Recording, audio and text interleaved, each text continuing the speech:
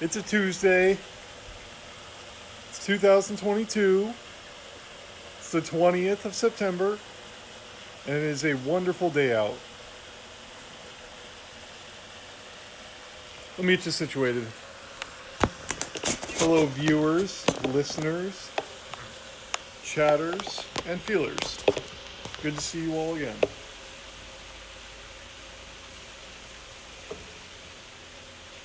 Sorry for the late start today. Working on getting my schedule together. Spent most of the morning playing Heroes of the Storm. It was wonderful. Now we got the gloves on, let's think. What did we last leave off with? I think it was with King Sparrow passing away and young Matthais found in the reeds of the Abbey pond. The otters found him and they dragged him out, and he was still breathing, they discovered. So he's still alive. And that's where we last left off.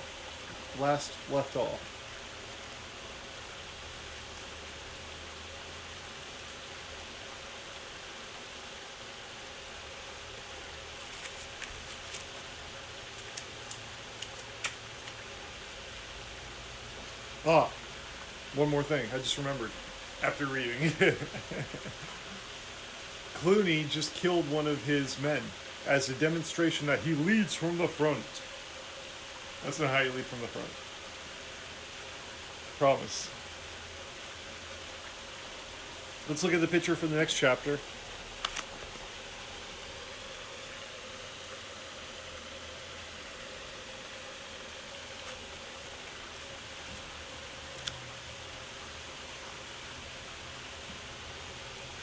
In his fevered dreams, the young mouse wandered through the dark caverns. Somewhere a voice was calling out to him, Matthais, Matthais. It sounded vaguely familiar, but he had other things to do than identify a voice. He must find the sword. In the Stygian gloom, he saw the late rose. It was bathed in blue light. What was it doing here in the dark netherwood? Matthais saw the tiny thorns on the rose stem resembled small swords. He felt he could speak to the rose. Please tell me, late rose, where will I find the sword? The topmost rose quivered. He watched it blossom before his eyes. At the center of the petalling blooms was the face of Methuselah. Matthais, my friend, I can help you no more. Seek out the aid of Martin. I must go now. The face of the old gatekeeper faded. Slowly, his feet hardly touching the floor, Matthais traveled a long corridor. At the end were two figures. Halted by the first figure, unable to distinguish who it was, feeling an aura of friendly kinship emanating from it, Matthais looked over to the second figure. Here was something he had never seen before, encountered. It had neither arms nor legs. With a hissing sound, the spectral thing opened wide its mouth. Inside, there were two sharp fangs, a flicking tongue which quivered and turned into a sword. With a cry, the young mouse started, running forward, only to be restrained by the phantom figure of the first apparition. Matthais was not surprised to see that it was Martin the warrior. Martin, why do you stop me from getting the sword? He asked. Martin's voice was warm and friendly. Matthais, I am that is. Stay. Beware Asmodeus.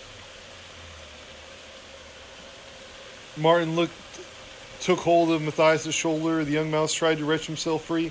Let go of it, Martin. I fear no creature that lives. Martin tightened his hold upon Matthais' shoulder. Pain shot through him like a red-hot lance.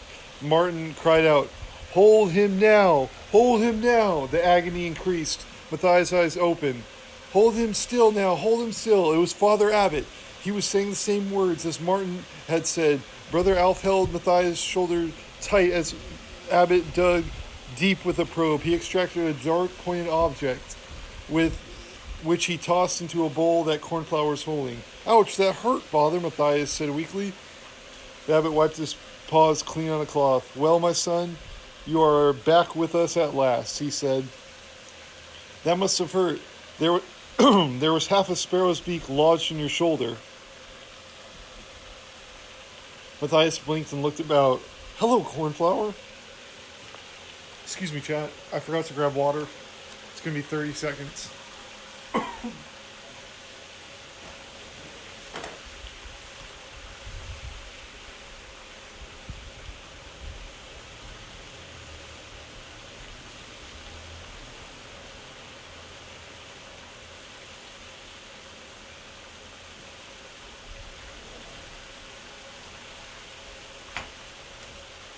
All right, everyone, I'm back. Sorry for that.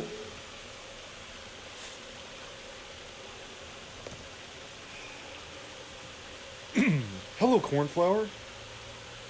You see, I got back in one piece. Hello, Brother Alf.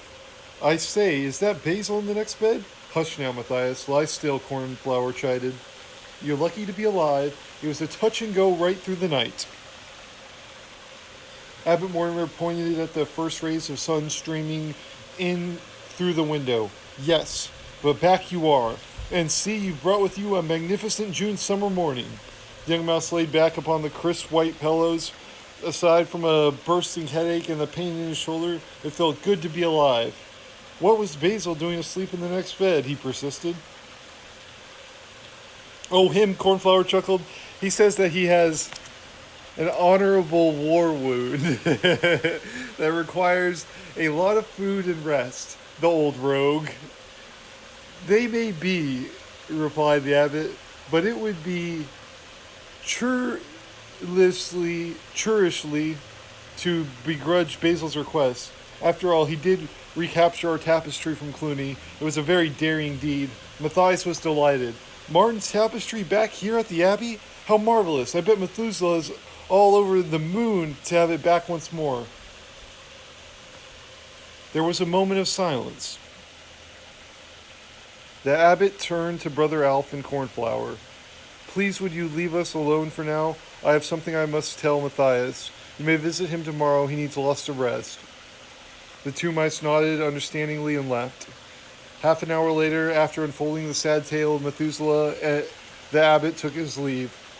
Matthais turned his face to the wall, bereft of any tears or lamentation after the stresses of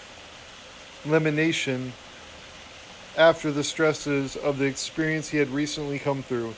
The death of his old and valued friend left a feeling like a large leaden lump inside his chest. He curled up and tried to hide within himself. How long he lay there, racked by grief and misery, he had no way of knowing. But one morning, Basil Staghair awakened and called across, "What ho? Well, bless me medals, if you ain't young Matthais. How are you, Laddie-Buck? Matthais replied in a small, sad voice, "Please, Basil, leave me alone. I've lost Methuselah. I don't want to speak to anyone." Basil hopped nimbly across and perched on Matthais' bed. There, young feller. My lad. Don't you know? I know how you feel. Good grief. An old campaigner like me, when you think of the chums I've lost in bygone battles. Good and true friends they were. I taught myself to keep a stiff upper whisker, you know. Matthais remained with his back turned upon the hare. You don't understand, Basil. The soldierly hare snorted. He grabbed Matthais and turned him over, and so they were face to face. Don't understand? I'll tell you what I don't understand, young chap. I don't understand how a chappie like yourself, who's supposed to be a great warrior, can lie there mopping any longer. You, like any old lady otter who's just lost a fish. If Methuselah were here right now, he'd chuck a jug of water over you and tough you right out of bed on your fat little head. Matthais sat up and sniffed. You'd think so, Basil? The hare slapped his injured leg, winced, and laughed aloud. I think so. Do you imagine that old mouse sacrificed his life so that you could lie around feeling sorry for yourself? Huh? He'd have told you himself. That's not the way of the warrior. Get up, sir. Stir yourself. Make Methuselah proud of you. Matthais' eyes gleamed with new determination. By golly, you're right, Basil. That's exactly what my old friend would have wanted. I'm sorry. I must think you must think I behaved dreadfully like a dreadful young fool. The hare's ears flopped comically as he shook his head. Not at all, my dear fella. Think nothing of it. I must confess that I was a bit like you when I was a Levette. You know, now what you say we get about the business of a living properly again? I say I'm positively famished. What about you? Matthais could not help laughing at the irrepressible hare. Well, I'm a bit hungry now that you come to mention it. Capital, cried Basil. I could eat a stag, antlers and all. I say, they do a wonderful nose bag for us wounded warriors, wounded heroes. Just like this, my lad. The hare tinkled a small brass bell on the table side. Within seconds, Friar Hugo and Cornflower appeared. Ah, yes, the catering staff, said Basil. Harumph. The other injured warrior here and myself would be greatly obliged for a little subsistence. Nothing too grand, something for our poor wounded teeth to nibble on. Got to keep body and fur together. What? Cornflower was pleased to see Matthais looking so much better. She exchanged winks with him and Friar Hugo. The fat friar bowed in a severe manner as he answered the hare. Very good, Mr. Stag, sir. 2 bowls of gruel coming up. Matthais and Cornflower struggled not to laugh aloud. Basil exploded. Gruel? What the devil do you mean by gruel? What sort of slop is that to give renowned warriors, eh? We've been cured, not killed. Now listen to me, you pair of scullery fusserers. I want a decent brunch. Half a dozen boiled eggs, some crisp summer salad, 2 loaves of hot bread, 2 hazelnut cream junkets, make it 4 oven-baked apple pies. Oh, and chuck in some of those medium-sized quince tarts if you see any lying about. Well, don't just stand there, you great jaw flapping. Cut along, now quick as you like. Cornflower curtsied with mock solemnity. Friar Hugo held up a paw. You forgot the October nut brown ale, sir. Basil thumped the bed. Good Lord, so I did, 4 flagons. Thank you, good mouse. Cornflower and Friar Hugo exited leaning upon each other, their faces crimson and with suppressed laughter. Strange creatures, Basil mused. Blow it if I can see anything funny about a couple of heroes wanting to be fed so they can stay alive. Takes all kinds to make a world, young feller, other ranks included. Later, as they made a hearty meal, Matthais set about pumping the hare for information. Basil, what's a viper? A viper. Well, it's an old poison teeth snake, an adder. Never had a lot of truck with the slimy fellers myself. You'd do best to stay away from them, old chum. Matthais continued probing the hare's knowledge. Are there any adders in Mossflower region, Basil? I mean, if there were, then you'd be the very creature that know about him, being an expert and all that. Basil puffed out his narrow chest as he absent-mindedly ate one of Matthais' quince tarts. Adders and mossflower. Now let me see. No, I don't suppose they are nowadays. There was talk of one long time back, but I shouldn't think he's around anymore.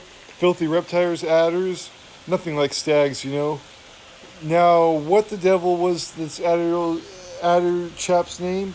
No, I can't remember it for the life of me. Could it be Asmodeus? Matthais inquired innocently. Basil's stag hair dropped an half-eaten apple pie on the beside table. He was suddenly very serious. Asmodeus, where did you hear that name? A little bird told me, Matthais replied. Basil retrieved his apple pie. He munched thoughtfully. You're sparrows, eh? Savage little creatures. No discipline, of course. Darn good fighters, though. But tell me, what do jolly old sparrows know about Asmodeus? It all has to do with Martin's sword, Matthais explained. You see, one of their kings stole the sword from the north point of the vein on the Abbey roof. That was many years ago. From there, the sword has been passed down through sparrow kings until it came into the claws of the late king, King Bull Sparrow. Now the silly ass who's managed to get himself drowned yesterday, said Basil with a mouthful of hazelnut chunket. The same one, Matthais replied, but to cut a long story short, the adder stole the sword from him. That's why I know about Asmodeus, you see. Play with fire, you'll get yourself burned, warned the hare. Matthais knew Basil could be manipulated. He was insistent. Oh, please, Basil, you must tell me all you know. It was Methuselah's life work to try and find the sword. It must continue for his sake. The hare gnawed thoughtfully on some bread and salad. Well, if you put it that way, young fellow, anything I can do to help, I will. You'll need a good guide. Matthais interrupted. I must find the sword myself, Basil. Tell me all you know about the adder called Asmodeus. The hare lay back upon his bed. He took a long draught of October ale before answering. Quite frankly, old chap, I know nothing about the bally snake. I thought the blighter had died years ago. Matthais groaned aloud, but Basil cut him short. Mind you, having said that, I think I have a pretty fair idea who will know. Listen, if you strike out northeast across Mossflower Woods, you'll find a deserted farmhouse beyond the far edge. Now, the chap you'll want to see is a whooping great snowy owl that patrols between the fringes of the wood and old sandstone quarry. His name is Captain Snow. Bear in mind, though he'll eat you out of sight if he gets a chance, military bird, but a real bounder. Then how do I get to talk to him, Matthais? Abruptly, said Matthais abruptly. Temper, my lad. Basil chuckled. Reaching down into his bedside locker, he dug out his dress tunic. It was covered in medals and decorations from 100 campaigns. The hare selected a medal, detaching it from his jacket. Here, catch. That's a medal, don't you know? Captain Snow gave it to me for saving his life. You saved the owl's life? I should say I did. Basil laughed. Feathery old fool went to sleep in a rotten old tree, got blown down in the gale, and trapped the blighter underneath. He'd have died if I hadn't come along, dug under the thing, and pulled him out. Popped out like a shuttlecock out a door. Fellow officer, you understand, couldn't leave him there to get flattened. His face is flat enough as it is. So all I do is show him this medal, asked the young mouse. Basil laughed at his friend's naivety. Yes, that's all. But if you don't want to be scoffed, make sure he sees the medal before he sees you. Tell the old bluffer that Basil Stag Hare sent you. And mind your manners, make sure you call him by his proper rank, Captain. Oh, and I'd like that medal back sometime. Spoilers, the look of the one dress tunic missing decoration. Matthais studied the medal. It was a silver cross embellished with a spread-winged owl, the ribbon of a faded white silk. Though it was old, it shone bright in the sunlight. Thank you, Basil, he said. I'll see you get it back. Is there anything else I should know? Not much. I just remember what I've said, old chap. This Captain Snow is a night hunter, by the way. He probably sleeps in some old tree with one eye open. Mark my words, laddie, old Snow doesn't miss a thing. He knows all creatures in his territory, where they live, what trails they use, and so on. Ha. They don't call owls wise for nothing. Bit of a duffer all the same, letting a tree fall on him. Keep your eye on him, though. If he catches you napping, he'll chomp you up, metal and all. Basil finished his ale and yawned. Now get some sleep, War. Now get some sleep, Matthais. I'm fagged out from. I'm fagged out after the sack. My honorable war wound is beginning to play me up. I must have a bit of a snooze. With that, Basil closed his eyes. He was soon snoring gently. Matthais realized there was no more to be said, so he decided to have a rest too. Basil Staghair, what an amazing old campaigner, the young mouse thought as he drifted off to sleep.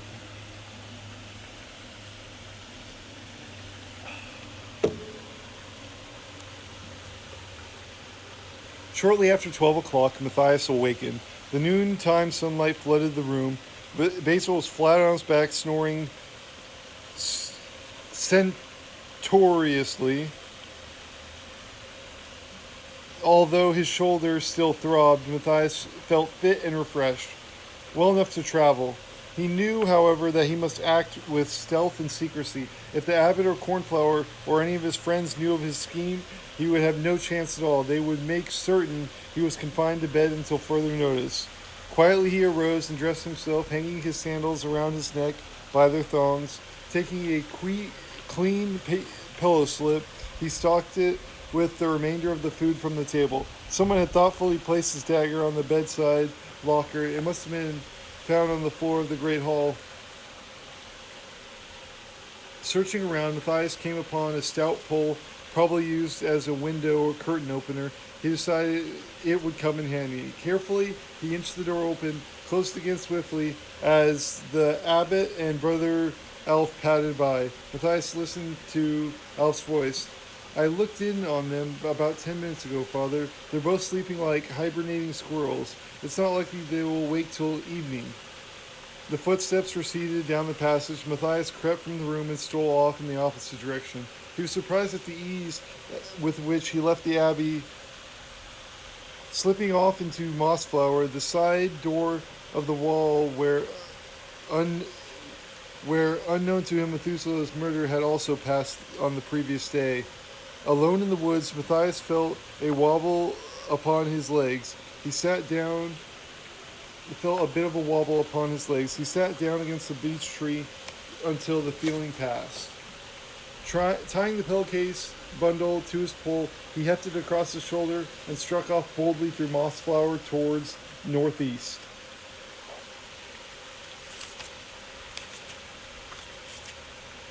All right.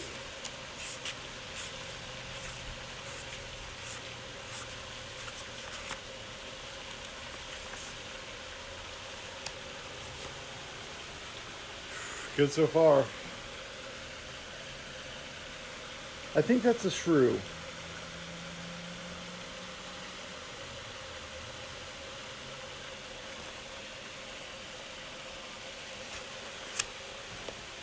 We'll see. Matthais judged by the sun that it was past mid-afternoon. He made steady progress through the wood. Nothing untoward had occurred. He had stopped and had a light snack, gained his second wind, and pressed forward, taking care not to create too much noise lest he disturb any predators. The young mouse had discovered a path of sorts, skirting the dense underbush and avoiding patches of marshland. Always keeping the tree moss on his left, he continued eastwards. Matthais pinned the metal to his habit, telling himself that he might stumble into Captain Snow's territory at any moment. Lulled by the warm sun, cool shade, and birdsong, he trekked onwards, thinking of nothing in particular and enjoying the sense of freedom amid such beauty. Seeming from out of nowhere, a mouse leapt, bearing Matthais' path. He halted, sizing the stranger up. It was an odd, wild thing. Matthais had not even too sure it was a mouse. The creature had spiky fur stuck out at odd angles all over. Around its brow, a bright-colored scarf. The stranger was a full head shorter than Matthais. It stood defiantly, blocking his way, glaring at him in the maddest looking eyes that he had ever encountered. Matthais smiled politely and addressed the odd mouse. Hello, beautiful afternoon, isn't it? Never mind that nonsense, replied the gruff voice. Who are you and why are you trespassing on shrew land? So they are shrews. Matthais paused. This was what a shrew looked like. He had never seen one before. He had been told of their bad tempers. The young mouse decided to fight fire with fire. No point in being good-mannered with this little hooligan. He snarled in what hoped was aggressive manner. Never mind who I am. Who do you think you are, little raghead? The shrew seemed uncertain for a moment. Then she stormed back in her gruff, low voice. I am Gossam, and you still haven't told me what you want in shrew territory. Gossam, echoed Matthais. What sort of name is that? And anyhow, if you don't want creatures coming across your land, then you should put up signs. As far as I'm concerned, Mossflower has always been free to all, except this part, snapped the shrew.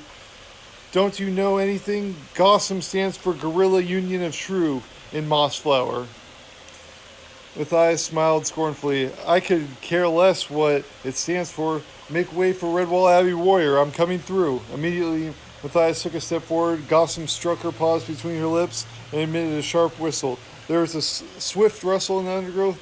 Matthais found him surrounded by at least 50 shrews. They packed around him, creating an angry hubbub. Their deep, rough tones all were colored headbands, all carried rapier-like swords. Gossam had difficulty in calling them to order.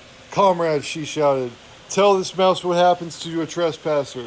The replies came back were varied. Break his paws, skin him alive, chop off his nose, hang him by his tail, stuff his whiskers down his ears. A stern old shrew barged Gossam out of the way and whistled sharply. He produced a round black pebble and headed it up. Any comrade who wants to speak must hold the pebble, otherwise shut up. Complete silence fell. Now explain yourself, mouse. There were one or two murmurs of dissent, then that a stranger was not as shrew should have first say. The old shrew danced and raged. Will you shut up? The mouse has the stone. Silence fell once more. Matthais cleared his throat. Guerrilla Union of Shrews and Mossflower. Forgive me. As you see, I'm a stranger in these parts. I do not intentionally trespass on your land. Had I known, I would have taken a different route. We have probably noticed by my habit that I come from Redwall Abbey. I am a warrior. We are healing and helping order. It is usually for all creatures to allow Redwall mouse to pass in peace. This is an unwritten law. The older shrew, whose name was Logalog, took the pebble from Matthais and addressed the others. Right, comrades, now we know a bit more about things. Let's have a show of paws. All those in favor of letting the mouse go free. Paws went up, Logalog counted them, exactly half of those present. He called for those against, and took another vote. Half one way, half the other. The casting vote is mine. Now tell me, you. I know we care for our own, but the Redwall mice are a legend in Mossflower. They do no harm to any creature. In fact, they do a lot of good. Logalog raises a free paw. Therefore, comrades, I vote the mouse goes free. Then there followed an equal number of cheers and boos, and a squabble ensued, and a fighting broke out. Gossam snatched the stone from Logalog and waved it about. Listen to me, she roared. I know that Logalog is a wise elder, but I am president of our union. Comrades, the mouse hasn't told us where he's going. The brief silence. Another shrew snatched hold of the stone. Aye, that's right. Where are you off to, mouse? The throne was thrust at Matthais. I'll tell you, he said, but my name is not Mouse. It's Matthais. Redwall Abbey's in danger from Clooney the Scourge and his horde. There was immediately shouting and gruff oaths. Matthais knew the drill. It was surprising how the stoneholder could gain quiet with such a noisy, quarrelsome gathering. Matthais continued. As I was saying, before I was so rudely interrupted, We at Redwall Abbey are under attack by Clooney and his horde. Evidently, you have heard his name before. Well, I believe that I have a solution to Clooney. It's an ancient sword, the one that belonged to the great mouse named Martin the Warrior. And to find that sword, I must ask Captain Snow the whereabouts of Asmodeus. The shrews made a frenzied rush into the undergrowth. Matthais found him. He was standing alone. After a few minutes, Log ventured stealthily out again.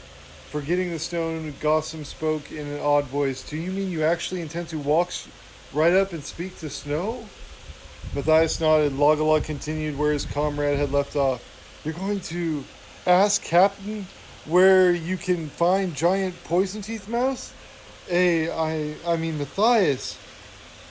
You either very brave or raving mad. And it's a little bit of both for me.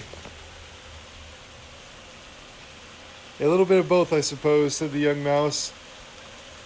Do you know much about Captain Snow and Asmodeus? Both shrews trembled visibly. Gossam's voice had risen an octave. Matthais, you must be crazy. Don't you know what you're talking about? Captain Snow? Why, you'd just be a snack to him. And for the other one, Giant Ice Eyes?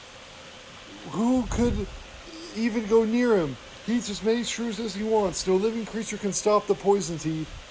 A heart-rending moan rose from the shrews in the undergrowth.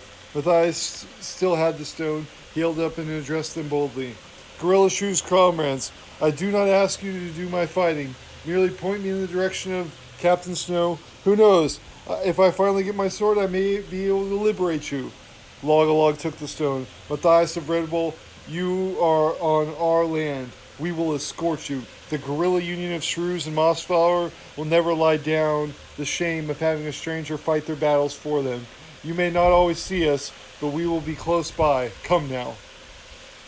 Matthais moved northeastwards with a company of shrews, whose numbers seemed to swell as they went along the shrew union, seated around the campfire, breaking bread with the warrior from Redwall. That night, Matthais slept inside a long hollow log with both ends disguised to make it appear solid. Like Basil, the shrews were masters of camouflage. Their very survival depended upon it. Half an hour before, the young mouse was roused by a shrew who gave him an acorn cup full of sweet berry juice, a rough nut bread, and some tasty fresh roots that he could not identify. By dawn's first morning, they were on the move again, marching until mid-morning. Matthais saw the undergrowth. Matthais saw the edge of Mossflower Wood. The trees thinned out. Brush and undergrowth were sparse. Before them lay an open field of long, lush grass dotted with buttercup and sorrel. In the distance, he could see the abandoned farmhouse that Basil had spoken of. All the shrews had disappeared with the exception of Gossam and Log. The latter point to the barn adjoining the farmhouse.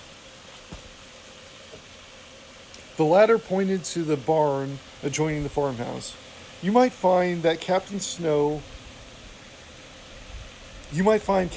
in there taking a nap. Now is the best time to approach him after he has a full stomach from the night hunt. The two gorilla shrews melted back into the woods.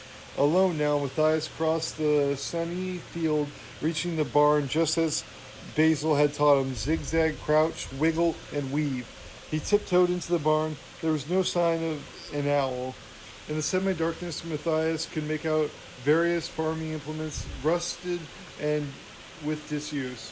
One on the wall there was a stack of musty, dry straw bales. He decided to climb the bales. In the hope of getting near Captain Snow, who probably had been sleeping perched in the rafters, Matthais scaled the packed straw. He stood atop and looked about. Nothing. He ventured forwards. Suddenly, slipped and fell down a hidden gap between the bales. Scrambling and clutching, he plunged down to the floor. Matthais' feet never touched the earth. He landed clean in the gaping mouth of a marmalade cat. What? So there's a cat in this barn house. Oh my goodness. This next chapter is very long, so we're only going to read 5 pages. So 1, 2, 3. Actually, no. This is a short chapter. I thought this was the long chapter. We're going to finish book 2 today. Finishing book 2.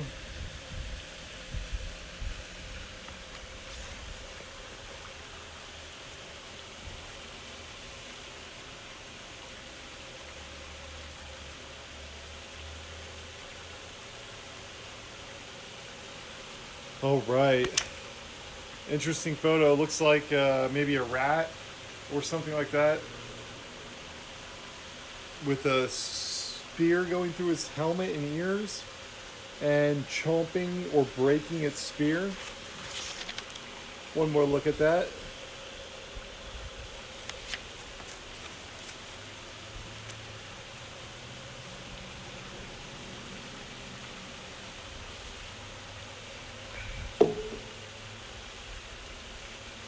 Constance stood on the rampart overlooking the road. Dawn was breaking behind her in the east. However, more important things troubled in the Badger's mind.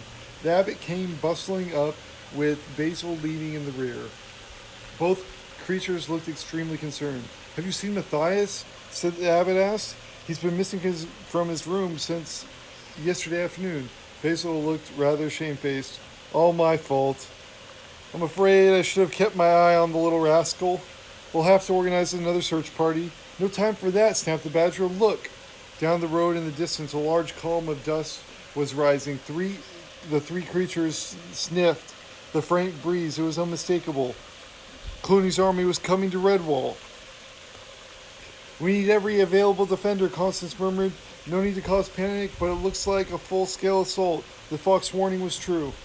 Chestnut, Winfrey, Formal, and Ambrose were set forth together. They leaned over the parapet, watching the dust grow nearer. The beat of a drum was audible, and individual rats could be picked out. "They're heading right for us," said Jess. "Better get defenders in battle stations." At the given signal, John Churchmouse began tolling the bell, tolling the attack warning upon the Joseph bell. All through the Abbey and its grounds, creatures stopped what they were doing, picking up weapons that lay close to the paw. They assembled at their appointed posts to await further orders. Clooney waved his standard above the sun-flecked dust rising from the rows. Gradually, the horde ground to a halt. Shading his eyes against the sun, he stared up at the walls. "Surrender to Clooney the Scourge," he bellowed harshly. "Go and boil your head, rat," said Constance's gruff reply. Clooney took a pace back, letting his standard dip low. 2 score of sling rats ran forward, whirling their stone-laden weapons. They let a volley fly at the ramparts. Shouting blood-curdling war cries, the stones clattered harmlessly off the wall and fell back to the road. Clooney cursed inwardly. For all his show of force and arrogance, he made a strategical error. The sun was in his army's eyes. Defenders had the advantage. This soon became clear when a platoon of otters on the ramparts loosed a rattling fusillade of heavy pebbles. Pandemonium broke out in the vanguard of Clooney's horde with cries of agony as pebbles found their marks. One stone struck Clooney's helmet. "Back to the ditch and the meadow. Stay out of their range." Clooney did his best to keep his voice even as the army retreated to safety. As he was the last to go, willing himself to walk slowly as if it were the way he planned it. 4 rats lay dead near the wall. Clooney's drum stood unattended in the road. Basil's stag hair sniffed dryly. Not a very well organized internal sortie for the invincible horde. Our chap looked took the wind out of. Oh, our chap took the wind out of their sails. What? Her. They do of wait till the sun comes round, commented Formal. But we don't, cried Jess. Bring the archers. Keep the slings going. Give that mob in the ditch something to think about. Out in the safety of the meadow, Kilcooney attempted to soothe Cooney's ego. Aye, what a sly would have move of yours, sir, lulling them into a false sense of security, making them think they're winning. That's the game. Unexpectedly, Kilcooney received his reward from flattery at the wrong time. A thwack over the head from the standard. Shut your mouth, Ferret, Clooney said sorrowfully. Get me some sort of command post rigged up here. Cheesy, where are the gangs in the battering ram? Coming up right away, Chief, called Chief Thief as he trotted off to find where the ram carriers had got to. It was not long before the tiny harvest-mouth archers were bending their bows, sending small pointed shafts down the ditch. These, supplemented by stouter arrows of the field mice and other otter slingers, caused many wounds and great discomfort to the would-be attackers, pinning a good number of them down. Morale was low because Clooney had ordered no retaliation until after midday.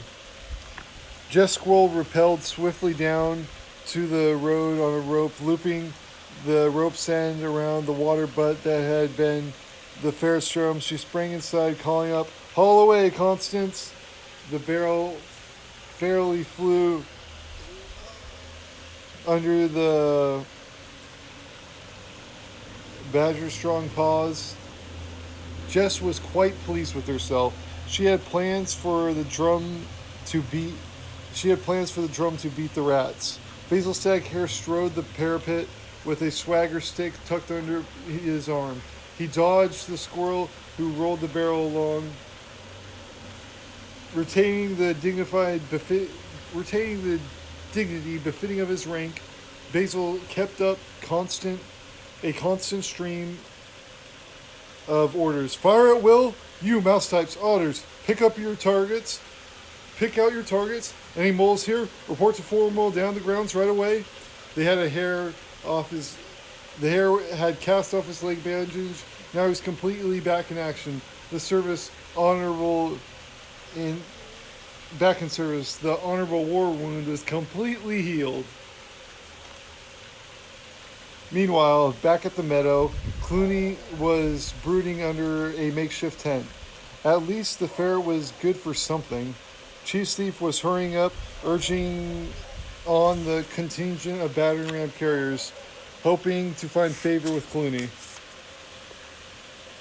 He put himself at the lead of the party, helping them carry the cumbersome object. "Come on, mates," he cried. "Let's knock on the Abbey door." Having negotiated the ditch, they charged across the road.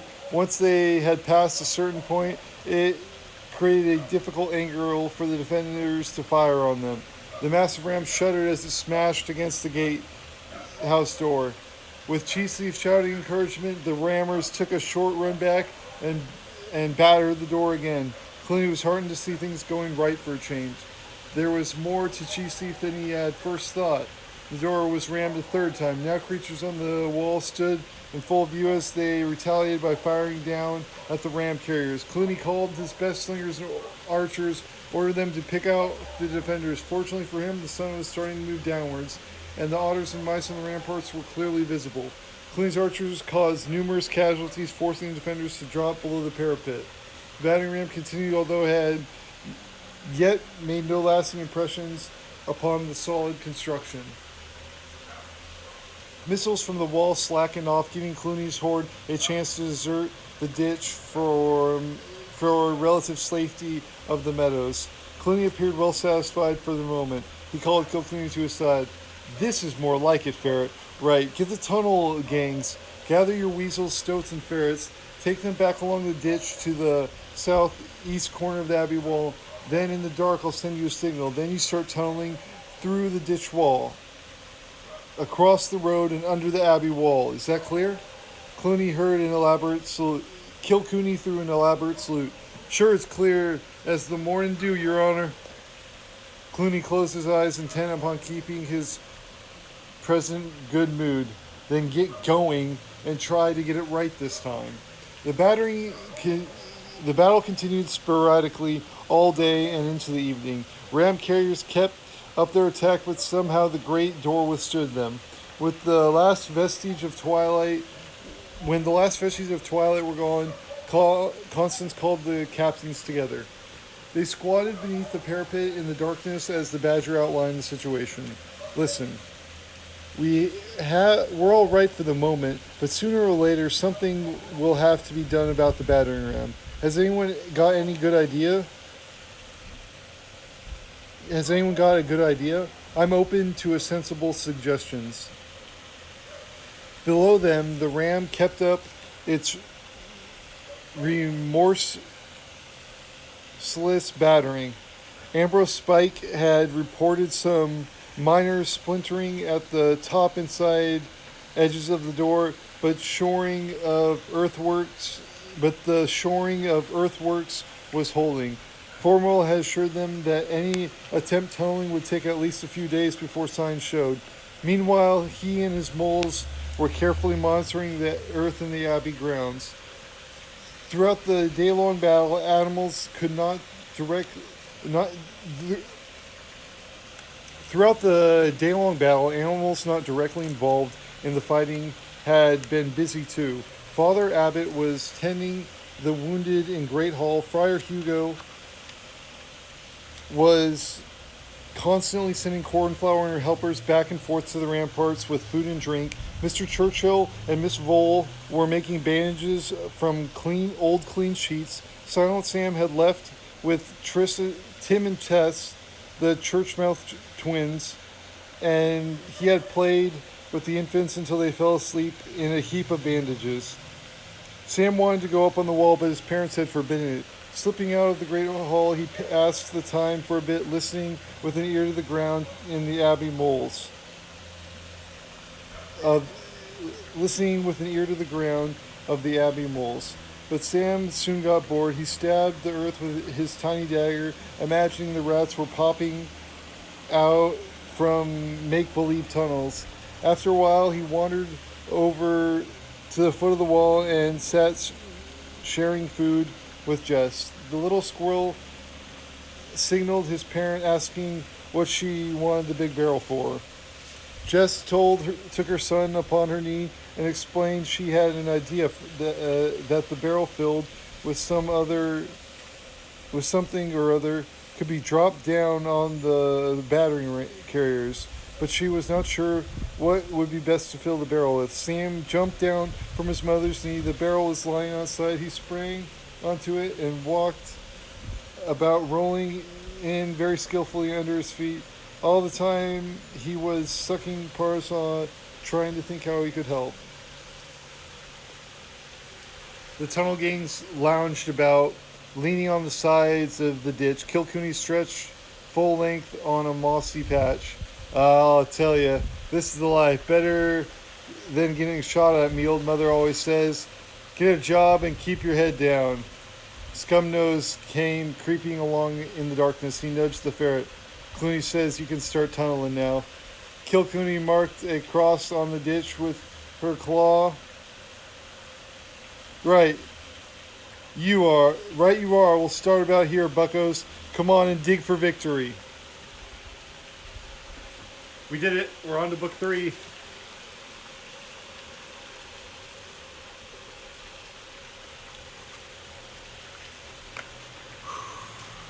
Intense chapter. Clooney's horde just got to the Abbey wall and they're attacking. And Matthais is now going to go meet Captain Snow. Scary. That's an owl you're dealing with. As a mouse, going to go talk to an owl? Takes some bravery. Okay, everyone. I'm going to sing the Marine Corps hymn. Then I'm going to ramble for about a couple minutes, and then we'll be done.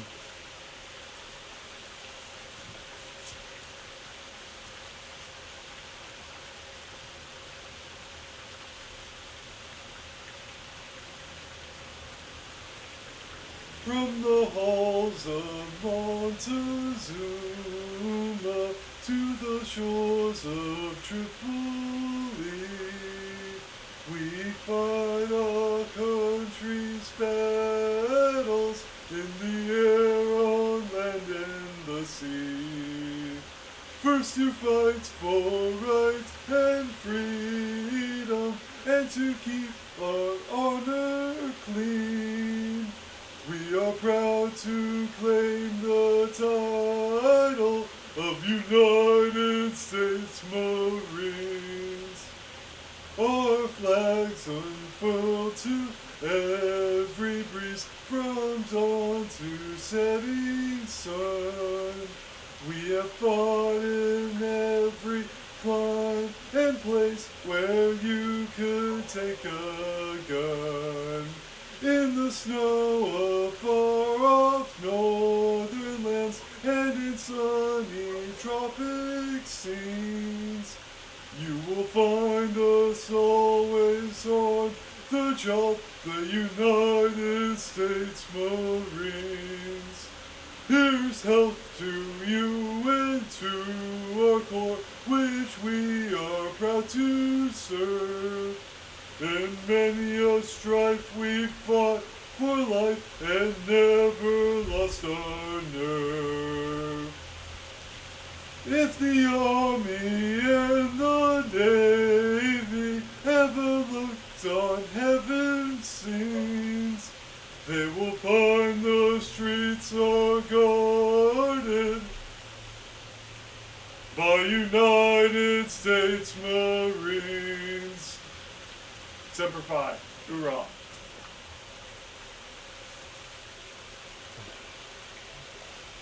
Going to a barbecue today.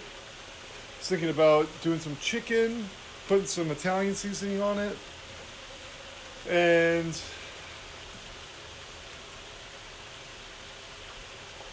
that's about it. Somebody else might bring some, we just did burgers yesterday, so maybe something different today. Chicken and maybe chicken thighs, barbecue those up. Maybe some vegetables. I was thinking some zucchinis, cucumbers, and those should be good. Have those grilled up too. Okay, everyone, it's been a pleasure. I love reading this book. I love seeing all the views. Makes my day. And I'll work on being on time. Thank you so much. We'll give you another shot of the fountain, so you can see outside.